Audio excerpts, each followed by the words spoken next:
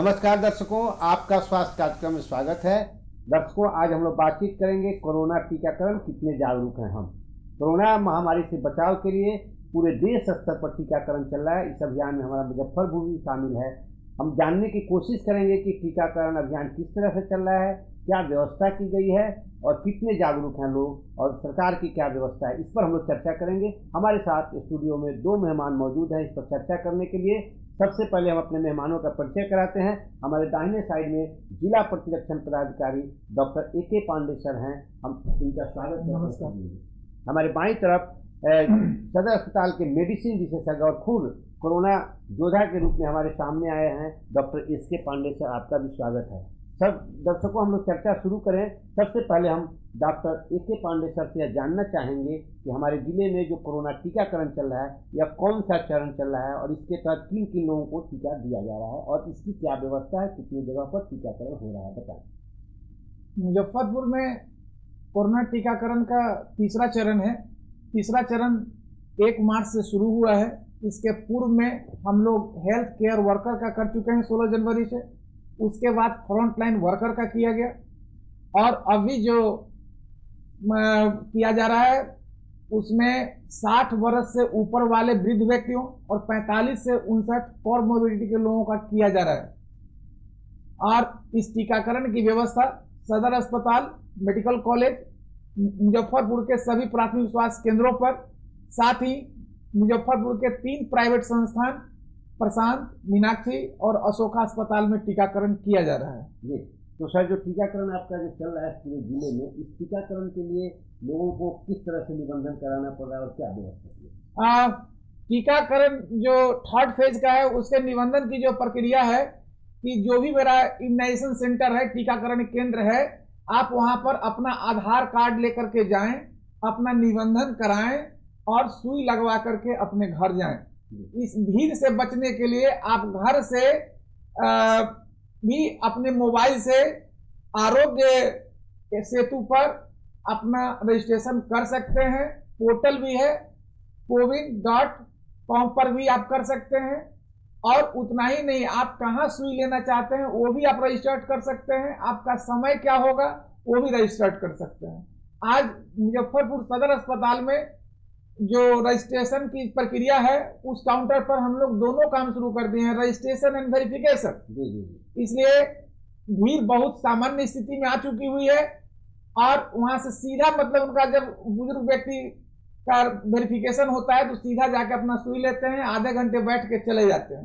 Second dose का भी counter अलग से बना हुआ है, वहां भी भीड़ आज नदन के बराबर है। लोग जैसे यहाँ है कि सेकेंड डोज का भी और दोनों साथ साथ चल रहा है, किस तरह से व्यवस्थाएं हैं? दोनों का मतलब पहला का रजिस्ट्रेशन और वेरिफिकेशन करना है तो वह मूल रजिस्ट्रेशन बिल्डिंग के पास ही उसको कराया जा रहा है।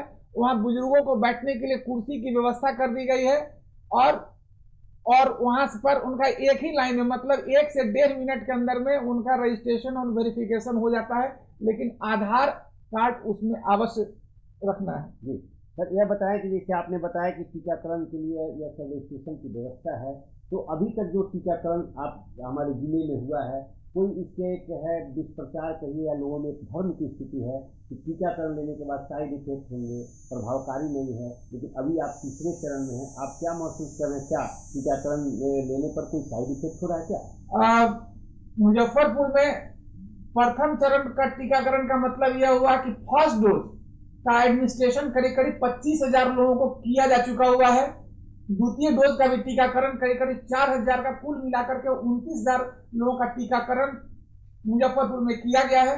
अगर हम लोग बिहार में भी जानना चाहेंगे तो मतलब हम लोग 85% फ्रंटलाइन वर्कर और SCW में हम लोग कर चुके हुए हैं और कहीं से एडवर्स इफेक्ट एटलीस्ट मुजफ्फरपुर में तो गारंटीड मैं कह रहा हूँ कि किसी को कोई तकलीफ नहीं हुई है। मीडिया के माध्यम से और भी जानकारी के मार्फत से हम लोग यह कंफर्म करते हैं कि इसकी कोई भी दुष्परिणाम अभी तक सामने में नहीं आए। ऐसे प्रोटोकॉल के मुताबिक से PFI की तैयारी जहां भी वैक्सीनेशन सेंटर है वहां पर करके रखी गई। तो सर आपने बहुत अच्छी जानकारी दी।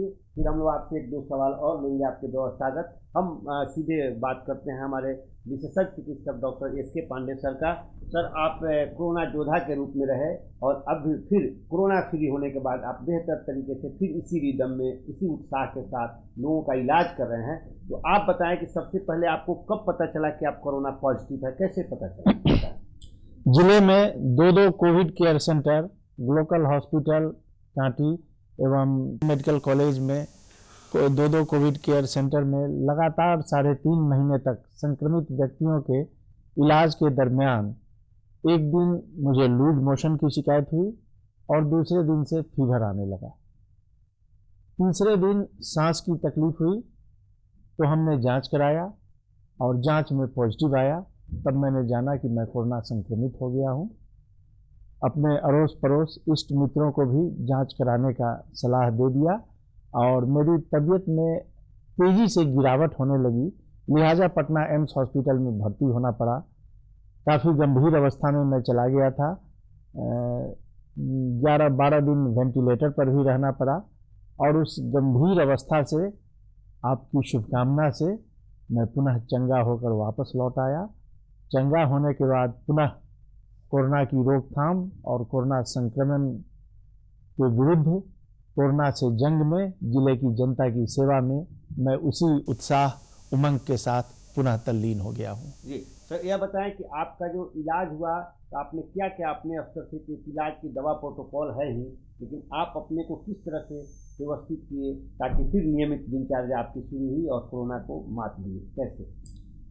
अस्पताल में भर्ती के दरमियान मुझे ऑक्सीजन थेरेपी दिया गया वेंटिलेटर से और एंटीवायरल वायरस के अगेंस्ट में काम करने वाली रेमडेसिविर की सुई दी गई। मोनोक्लोनल एंटीबॉडी शरीर की प्रतिरोधी क्षमता को तेजी से विकसित करने के लिए उसकी भी सुई दी गई और बिहार में सर्वप्रथम प्लाज्मा थेरेपी मुझे ही हुआ था और उस प्लाज्मा थेरेपी के बाद से अप्रत्याशित सुधार मुझ में आने लगा। अब सर आप एक और सवाल आपसे लेंगे, फिर बात करेंगे आपसे अगले सवालों पर। आप यह बताएं कि आप वहाँ आने के बाद आपकी क्या दिनचर्या है, किस तरह से आप अपने को फिट रखें और खास करके इम्यूनिटी बढ़ाने के लिए आप क्या क्या अपने स्तर से कदम उठा रहे हैं और दर्शकों को क्या सलाह होगा? दिनचर्या में सुबह नियमित रूप से ससमय प्रातःकाल उठना, वायु सेवन करना, पैदल टहलना और पूरे तौर से 7 से 8 घंटे गहरी नींद लेना, योगा प्राणायाम आवश्यक रूप से सुबह में कर लेना और भोजन में हरे साग सब्जी, फल, दूध इत्यादि पौष्टिक तत्वों का, पौष्टिक वस्तुओं का सेवन नियमित रूप से करना परम आवश्यक है प्रतिरोधी क्षमता मेंटेन रखने के लिए। और इसी प्रतिरोधी क्षमता मेंटेन रखने में नींबू, अदरक, दालचीनी, गोल मिर्च, गिलोय इत्यादि महत्वपूर्ण है, जो आयुष मंत्रालय भारत सरकार दिल्ली द्वारा सबों को प्रसारित किया गया है और जो भी लोग इसका सेवन कर रहे हैं वो इससे लाभान्वित हो रहे हैं। कोरोना संक्रमण से बचाव में उनकी प्रतिरोधी क्षमता काम आ रही है। सर ये बताएं कि आप कोरोना की जंग जीते, इधर टीकाकरण अभियान में भी आप पहले 5 में से पहली चरण के टीकाकरण में शामिल हुए। आपने 2 चरण का टीकाकरण लिया है, तो क्या आप महसूस कर रहे हैं अपने को टीका लेने के बाद आपके अंदर कोई ऐसी स्वास्थ्य संबंधी परेशानी आई? आम आदमी से क्या अपील करेंगे इसके बारे में? व्यक्तिगत रूप से मुझ में टीकाकरण का कोई प्रतिकूल प्रभाव देखने को नहीं मिला, कुछ भी नहीं। न सर्दी, न खांसी, न बुखार, न बदन दर्द, सिर दर्द, कोई भी प्रतिकूल प्रभाव मुझे देखने को नहीं मिला। किंतु जो गाइडलाइन है दिल्ली से भारत सरकार ने जो गाइडलाइन भेजा है, टीकाकरण के बाद सुई के स्थान पर मामूली दर्द होना, किसी को एक दिन कुछ घंटे के लिए हल्की बुखार या बदन दर्द, सिर दर्द आना स्वाभाविक है, जो उसी दिन स्वतः स्वयं अपने आप ठीक हो जाता है। विशेष आवश्यकता पड़ने पर सरकार ने पैरासीटामोल की एक गोली लेने का सलाह दिया है। किंतु जिले में अभी तक, मुजफ्फरपुर जिले में अभी तक टीकाकरण का कोई ऐसा महत्वपूर्ण साइड इफेक्ट देखने को या नॉलेज में नहीं आया है। और आप भी सर कि 2 डोज लिए हैं, पहला और दूसरा भी हम समझते हैं ले लिए हैं, तो आप अपने को व्यक्तिगत कैसा महसूस करें? 2 डोज लेने के बाद कोई आपको परेशानी हुई क्या? परेशानी कुछ भी नहीं हुई। व्यक्तिगत रूप से मैं अपने आप को बहुत अच्छा महसूस कर रहा हूँ और हमारे ख्याल से टीकाकरण के बाद लोगों में, आम लोगों में और हेल्थ केयर वर्कर में का मनोबल ऊंचा होना चाहिए कि अब या तो संक्रमण की संभावना काफ़ी कम रहेगी यदि हम कोरोना प्रोटोकॉल का समुचित रूप से ख्याल रखते हैं तो, और यदि संक्रमण होता भी है तो गंभीर अवस्था में जाने की संभावना नगण्य हो जाएगी। प्रोटोकॉल की सर आप बात किए हैं कि कोरोना प्रोटोकॉल का पालन क्या है? कोरोना प्रोटोकॉल आपके हिसाब से, क्योंकि आप मेडिसिन विशेषज्ञ हैं और कोरोना के नोडल पदाधिकारी के रूप में भी लगातार सेवा दे रहे हैं, तो क्या है प्रोटोकॉल? प्रोटोकॉल देश की अधिकांश जनता को पता है। जब भी किसी बाहरी व्यक्ति से मिले, किसी अजनबी से मिले या अपने संस्थागत कार्यालय में काम करने जाएं, तो लोगों के बीच 2 गज की दूरी आवश्यक है ताकि एक दूसरे के बोलने, खांसने, छींकने में कोरोना वायरस का संक्रमण एक दूसरे तक आसानी से न पहुंचे। नियमित रूप से घर से बाहर निकलते मास्क का प्रयोग भली भांति अच्छी तरह से करना, नाक मुंह भली भांति ढक के मास्क का प्रयोग करना और हर घंटे 2 घंटे 4 घंटे पर एक काम से मुक्त हुए दूसरे काम करने से पहले साबुन से भली भांति हाथ को धोने का। अगर घर से बाहर है, शौचालय की व्यवस्था नहीं है, हाथ धोने की सुविधा नहीं है, तो 2 घंटे पर सैनिटाइजर का प्रयोग जो हाथ के बाहरी सतह को एंटीसेप्टिक रखता है, वायरस संक्रमण से मुक्त रखता है, इसका प्रयोग करना आवश्यक है। साथ साथ प्रतिरोधी क्षमता के विकास पर ध्यान देना निहायत जरूरी है। प्रातःकाल उठना, वायु सेवन करना, टहलना, योगा, प्राणायाम, नींबू, अदरक, गोल मिर्च, आयुष मंत्रालय द्वारा सलाह किए गए काढ़े का प्रयोग, हरी साग सब्जी और दूध का नियमित इस्तेमाल आवश्यक है। बहुत अच्छा बात आपने लोगों को बताया सर। अब हम सर से जानना चाहेंगे कि टीकाकरण का जो चल रहा है तो इसकी गुणवत्ता, टीकाकरण का भी एक बहुत बड़ा मानक है, तो आप कैसे गुणवत्ता उस पर रखते हैं? क्योंकि आपने बताया कि हमारा लगातार 16 PSC निजी अस्पतालों में लगातार चल रहा है, तो समय से कैसे पहुंचा क्या है उसको बताइए। दवा की गुणवत्ता को बरकरार रखने के लिए +2 से +8 डिग्री तक उस दवा को मेंटेन रखना है और मेंटेन रखने के लिए रीजनल वैक्सीन स्टोर है, हमारे जिला का डिस्ट्रिक्ट वैक्सीन स्टोर है। उसके बाद 16 PSC पर कोल्ड चेन पॉइंट है, मेडिकल कॉलेज के पास है, सदर अस्पताल के पास है, अर्बन के पास है, मतलब अभी मुजफ्फरपुर के पास 19 कोल्ड चेन पॉइंट है जहां पर दवा को गुणवत्ता के साथ उसको रखा जाता है और उसकी मॉनिटरिंग स्थानीय तो होती ही है, लेकिन उसको EVN से भी किया जाता है, मतलब कि इलेक्ट्रॉनिक वैक्सीन मॉनिटरिंग सिस्टम। मतलब अगर कहीं पर कोई प्रॉब्लम होगा तो हम लोग के मोबाइल पर इसका अलर्ट आना शुरू करेगा कि आपका मतलब लाइन कटा हुआ है, उसको लाइन नहीं मिल रहा है, इस सब की जानकारी हमको मिलती है। और कोल्ड चेन के साथ साथ जिसका टीकाकरण पहला डोज पड़ेगा उसको 28 दिनों के बाद उसी दवा से, जिस तरह से हमारे पास 2 तरह की दवा है, कोवैक्सीन और कोविशील्ड, लेकिन केवल मेडिकल कॉलेज में ही सप्लाई हुआ था कोविशील्ड को। हाँ, नहीं, कोविशील्ड सर सब जगह है, कोवैक्सीन केवल मेडिकल कॉलेज के पास। हाँ, इसलिए वह दवा शॉर्ट सप्लाई था और मेडिकल कॉलेज में उसका लिमिटेशन यूज का कम था, इससे वह मेडिकल कॉलेज को दिया गया। पेरीफेरी में उस दवा की खपत ज्यादा थी, इसलिए कोविशील्ड का उपयोग किया जा रहा है। लेकिन कल से मुजफ्फरपुर मेडिकल कॉलेज में कोविशील्ड भी सप्लाई किया गया है कि अब भी उनका स्कोप बढ़ गया है, क्योंकि वहां भी ऑन स्पॉट रजिस्ट्रेशन शुरू हो गया है 60 अबव और 45 to 59 ईयर्स कोमॉर्बिडिटी का। इसलिए अब उन लोगों के लिए हम लोग वहां भी कोविशील्ड सब आपूर्ति की गई है, जिसका टीकाकरण कल से वहां पर जारी है। तो यह बताएं कि जैसे यह टीकाकरण जो सब जगह हमारा अभियान चल रहा है, तो टीकाकरण का पहला और दूसरा खुराक में क्या अंतर है, कितने दिनों का गैप होना चाहिए? दोनों टीकाकरण के बीच में 28 दिनों का गैप होगा। उसके 14 दिन के अंदर में 14 दिन के बाद उसमें इम्यून सिस्टम उसका डेवलप करेगा, इम्यूनोलॉजी डेवलप कर जाएगी। लेकिन जो कोविड प्रोटोकॉल है, मास्क का उपयोग, हैंड वॉश, हैंड सैनिटाइजेशन, दूरी 2 गज की बना के रखना, यह तो पालन करना ही पड़ेगा। और यह अब हम लोगों को जिंदगी के साथ प्रोटोकॉल को जोड़ के रखना ही पड़ेगा। मेरे पास बड़ी खुशी की बात है कि वैक्सीन उपलब्ध है, इसलिए वैक्सीनेशन से आप सुरक्षित होंगे और मैक्सिमम सुरक्षित होंगे। जैसा कि पांडे जी ने कहा कि वैक्सीनेशन से वह दिन आपको नहीं आएगा जो सर को आया था। जी, तो सर आप जैसे आपने भी एक बड़े अधिकारी के रूप में, क्योंकि प्रधानमंत्री जी ने भी टीका लिया, पूरे लोग अब ले रहे हैं, आपने भी टीका लिया है, क्या आपने कोई ऐसा साइड इफेक्ट महसूस किया कि हम 2 खुराक लिए, कोई ऐसी परेशानी हुई? सर, हमारे प्रधानमंत्री जी लिए, मुख्यमंत्री जी लिए, और इस कार्यक्रम को यह प्रस्तुत कर रहा है कि हर व्यक्ति को ले लेना चाहिए।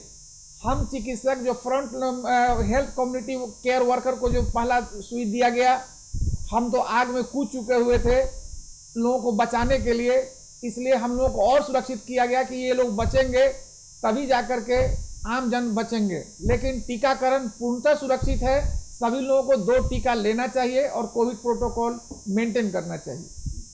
सर यह बताया कि जो टीकाकरण चल रहा है, तो फिर इसमें कितने दिनों के लिए यह कारगर होगा, कितने साल के लिए? यह टीकाकरण जो किया गया है वह 1 साल तक आप फुल इम्यूनाइज्ड हैं। ऐसे हम लोग 8 तारीख को वोमेंस डे पर एक बृहद पैमाने पर एक हम लोगों का आयोजन होगा, जिसमें महिलाओं का वैक्सीनेशन 45 to 59 कॉमॉर्बिडिटी और 60 एबव महिलाओं का टीकाकरण उस दिन सभी स्वास्थ्य केंद्र, सभी इम्यूनाइजेशन सेंटर पर, वैक्सीनेशन सेंटर पर करने की व्यवस्था की जा रही है। सर यह बताया कि जैसे 2 है, एक तो वरीय नागरिक हैं, ठीक है, उनके पास अपना आधार प्रमाण पत्र है, लेकिन आपने एक व्यवस्था की है कि इसमें साथ साथ बीमार लोगों को भी, जो गंभीर रूप से, तो कौन कौन से गंभीर रोग है जिससे रोगी टीका ले सकते हैं, और उसकी पहचान के लिए आपके पास क्या सिस्टम है, क्या व्यवस्था? कॉमॉर्बिडिटी में ब्लड प्रेशर है, हाइपरटेंशन है, HIV है, विकलांगता है, मतलब जिससे आदमी हार्ट डिजीज है, लीवर सिरोसिस लीवर है, जितना भी इन्फेक्शस डिजीज है सब उसके दायरे में आते हैं। और उसका इलाज कहीं से भी आप करा रहे हो तो उसका एक प्रमाण पत्र दिखाएंगे, जहां पर ऑन स्पॉट रजिस्ट्रेशन हो रहा है, वहां पर उस सर्टिफिकेट को देख करके, उसका फोटो रख करके आपको कॉमॉर्बिडिटी के कैटेगरी में अलाउ किया जा रहा है। और उसके बाद उनको टीका लेने के लिए कोई परेशानी नहीं? उनको टीका लेने से कोई परेशानी नहीं है।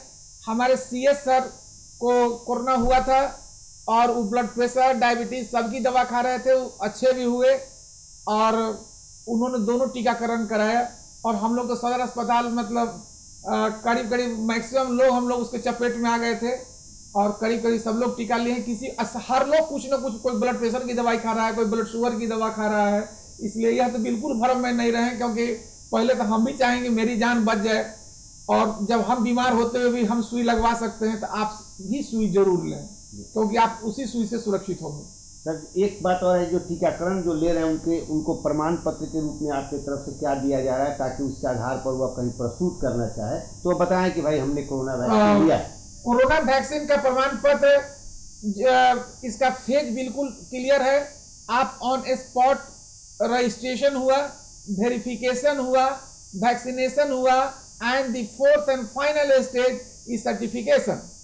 और उस सर्टिफिकेशन पर किसी की दस्तखत की जरूरत नहीं है, ऑन पोर्टल उसका डिलीवरी होता है। फर्स्ट डोज लीजिएगा तो फर्स्ट डोज का मिलेगा, सेकेंड डोज में जब कराइएगा तो आपको final vaccination certificate on spot दिया जाएगा।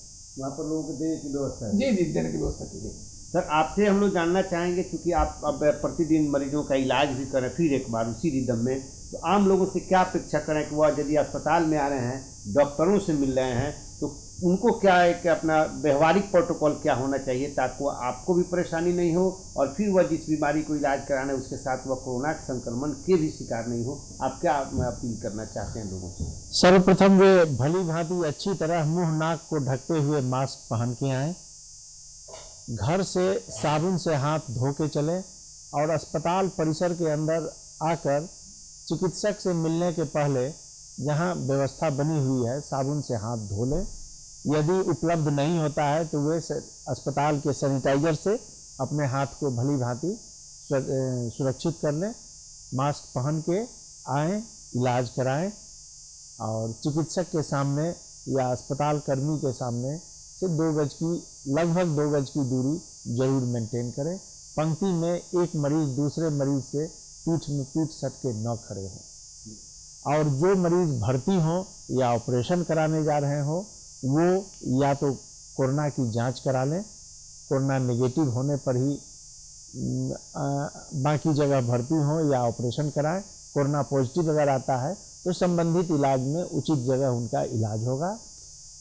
यदि टीकाकरण के 2 खुराक पूरे हो जाते हैं तो वे कोरोना का टीकाकरण का प्रमाण पत्र दिखा के भर्ती हो जाएं, ऑपरेशन कराएं, कोई कठिनाई नहीं है। लेकिन प्रोटोकॉल का पालन अवश्य करें, 7-8 घंटे की नींद अवश्य लें, पौष्टिक आहार का सेवन अवश्य करें। और सर अभी फिर कोरोना के मरीज एक अपने ज़िले में कम हो गए तो फिर इधर 1-2 दिन से थोड़े मरीज आ रहे हैं, तो यदि वैसे लोग जो कोरोना के जद में जा रहे हैं उनको किस तरह से अपने को क्वारंटाइन रखना होगा और क्या करना चाहिए, जो मरीज हैं उनके परिवार वालों को और खुद को मरीज को? देखिए, ये जागरूकता के बावजूद व्यक्तिगत लापरवाही का परिणाम है। जागरूकता के बावजूद जानबूझकर मास्क लगाने में लापरवाही करना, भीड़ में एक दूसरे की पीठ के तुरंत पीछे खड़े होकर या उसी क्रम में आगे बढ़ते हुए दूरी घटाने से और हाथ पैर की सफाई पर से ध्यान बंट जाने के कारण ऐसा हो रहा है। सामने होली जैसा महान पर्व है, दूर दूर से मुंबई, पुणे, चेन्नई, बेंगलोर, गुजरात से लोग आएंगे। इसमें भी सेकेंड पीक के संक्रमण बढ़ने का संभावना है। तो जिसमें भी कोरोना के लक्षण आए, सर्दी, खांसी, बुखार, लूज मोशन, बुखार, सांस की कठिनाई इत्यादि, तो अभी भी आधारभूत संरचना सारे सरकारी अस्पतालों में, सारे प्राथमिक स्वास्थ्य केंद्र में पहले की भांति मौजूद है, काम कर रहा है। वहाँ जाएं, कोरोना की जांच कराएं, अगर पॉजिटिव मिलता है तो आइसोलेट होकर रहें, अस्पताल में दिखा लें। अस्पताल से अगर होम आइसोलेशन कहा जाए एसिम्प्टोमेटिक बगैर लक्षण वाले मरीज को, तो घर में आराम करें। अगर लक्षण आते हैं, परेशानी होती है, अस्पताल के डॉक्टर कहते हैं तो वे अस्पताल में भर्ती होकर अपना समुचित चिकित्सा कराएं। कोरोना अभी खत्म नहीं हुआ है। जागरूकता, चौकन्ना रहना आवश्यक है। सेकेंड पीक आने की संभावना होली के तुरंत बाद है और सेकेंड पीक यूरोपीय देशों का अनुभव है, पहले से अधिक संक्रामक, पहले से अधिक खतरनाक हो सकता है। सर आप क्या अपील करना चाहें दर्शकों से? 2 सेकंड क्या चाहेंगे अपील करना ताकि वो ज़्यादा से ज़्यादा टीकाकरण का लाभ उठा सकें? पहले तो हम लाभार्थी से अपील करते हैं जो 60 वर्ष से ऊपर हैं वो अपना आधार कार्ड अवश्य लेकर के ऑन स्पॉट रजिस्ट्रेशन करा करके टीकाकरण कराएं और पुनः 28 दिनों के बाद अपना टीकाकरण कराएं।